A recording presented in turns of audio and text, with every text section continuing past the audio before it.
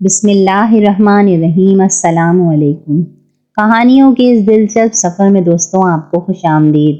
اس دلچسپ سفر میں اگر آپ میرے ہم سفر بننا چاہتے ہیں تو میرے یوٹیوب چینل کو سبسکرائب کیجیے اور بیل نوٹیفیکیشن کو بھی آن کر دیجیے تاکہ آپ کو مل سکے ویڈیو اپڈیٹس۔ دولت آباد ملک میں ایک بادشاہ حکومت کرتا تھا۔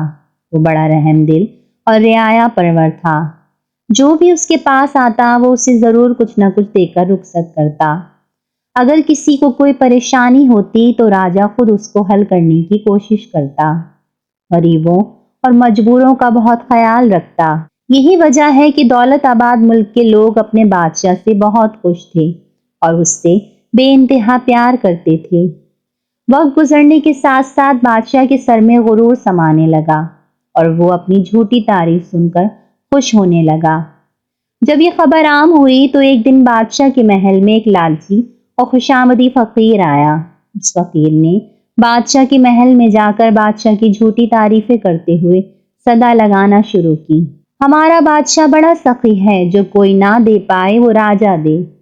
بادشاہ کو یہ بات سن کر بڑی خوشی ہوئی۔ اس نے فقیر کو ایک پپیتا انعام میں دے کر اسے رخصت کیا۔ فقیر نے پپیتا لیا اور منہ لٹکائے واپس ہو گیا۔ اسے اس انعام سے ذرا بھی خوشی نہیں ہوئی۔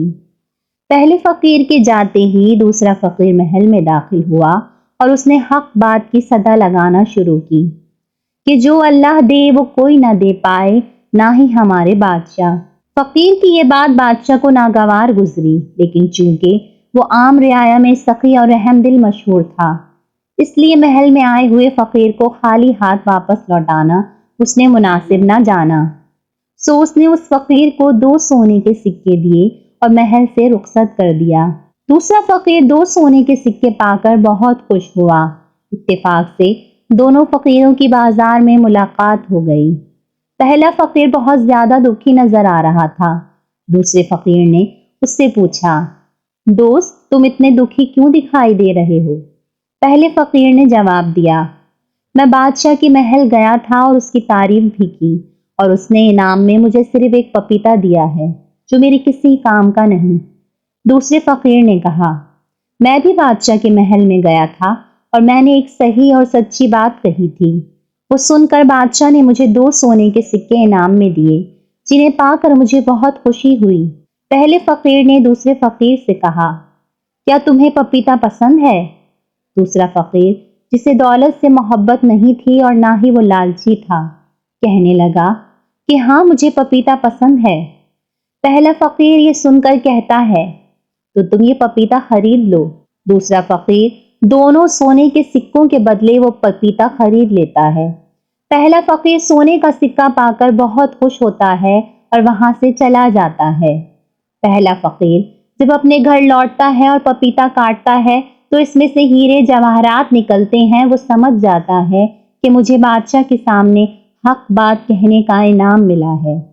جبکہ دوسرا لالچی اور خوشامدی فقیر چند ہی دن میں پورے پیسے اڑا کر دوبارہ بادشاہ کی محل میں بھیک مانگنے آ جاتا ہے۔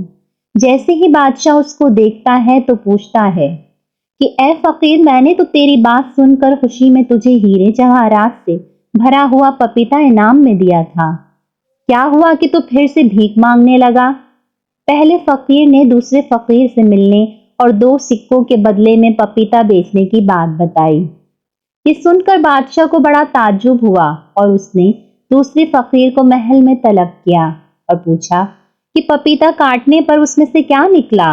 دوسرے فقیر نے سب کچھ سچ سچ بتلا دیا اور یہ بھی کہا کہ میں نے یہ پپیتا اس لیے پہلے فقیر کو واپس نہیں کیا کہ میں نے سن رکھا تھا بادشاہوں کے سامنے حق بات کہنے پر اللہ تعالیٰ اپنے بندوں کو انعام سے نوازتا ہے، اس لیے میں سمجھ گیا کہ پپیتے کے ذریعے مجھ کو اللہ تعالیٰ نے انعام عطا کیا ہے۔